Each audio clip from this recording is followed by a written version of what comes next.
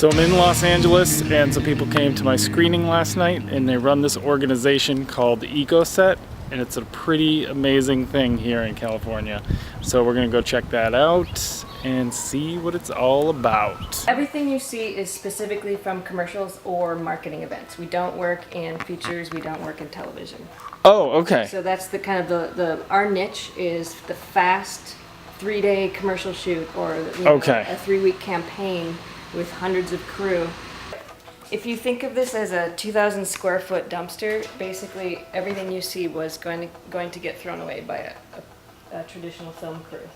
But because we work for clients who have a zero waste plan and they put sustainability as kind of one of their standard operating procedures, we come on board and then we make a plan for everything that would normally get tossed in a dumpster. And a lot of it is custom, quirky shapes and props made theatrically. Right. So hard to recycle or impossible to recycle, like MDF. These Random little images and people and... So like if you're looking at this here, this is MDF. If you get it wet, it falls apart. You can't put it in any outdoor applications. You have to reuse it in sort of a theatrical, creative or filmmaking environment. Wow. With that. What's a typical Well, it'll reuse? be theaters or teachers or filmmakers, and they'll come in and reimagine it into the world that they need to create for their production. So, Right.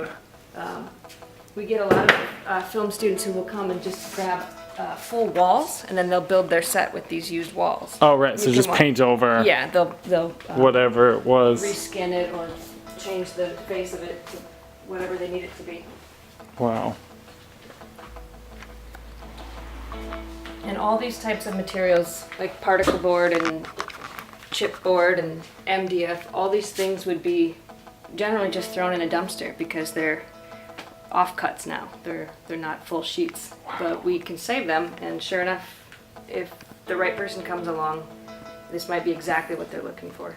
Cost. Just like you would be paying money to order a dumpster, there's a disposal cost to Right. get rid of an entire set really, really quickly. And generally Right. there's union labor that has to cut it up and throw it in a dumpster on a normal production. Right. But then with us, that cost is allocated to a service like ours, and then they pay a premium for it, though, as part of their sustainability initiative. So what we do Okay. is we work with brands and try to line up with their corporate social responsibility priorities. So if their priority is like zero waste to landfill or, extensive recycling commitments, then this matches that, and it's just another part of aligning their marketing process with their overarching corporate goals. So that's kind of how we try to position it, so that they will spend money for it and budget for it and have a cohesive program that goes on and on from year to year, and you can sort of measure the impact over time. Right. So there was a job in New York that we did that had 30 union laborers. It would have taken them 2 hours to break down the set. But instead, because we came with trucks and we had a donation plan, it took them 30 minutes to load the set. Wow. So 30 laborers times 2 hours. I don't know what the savings was on their hours, but that money then was positioned over to the donation process, which is Right. what we take care of. So whatever is being built, even the hard to recycle pieces, even what seems like garbage, like this is, sawdust, Yeah. but someone can take the cuts they need of it and reuse this piece of MDF somehow. No, everything's free. So really, That's the people amazing. that benefit from this, I mean, the marketers themselves, they're paying for this service. Right. They're paying to have a responsible back-end process, Right. a downstream process. So they have to pay for something, so they can choose trash Labor, or reuse. dumpsters, yeah, they'd be paying, Okay. somehow or another, they'd be paying to make all of this stuff go away. Right. And that would be into a landfill, for sure. Because it has to happen quickly in the film industry. And Right, of marketing course. events as well. But then the people who benefit, that's where the resource Robin Hooding comes in.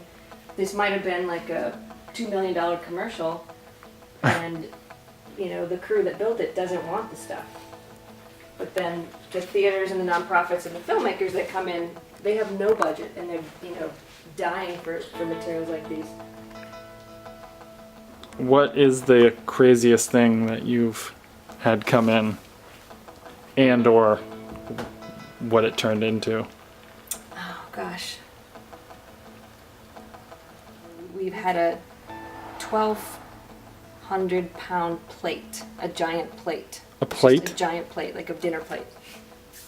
For Corel or something? Yeah, it's for a Thanksgiving ad. And so, Oh my god. gosh, I think that one, we had to give it to a paintball course. It was too huge. No one needed or wanted, A giant a plate. giant plate. And so, Turned it into a UFO or something. yeah, an obstacle for, paintball duck and cover elements or something like that. Wow.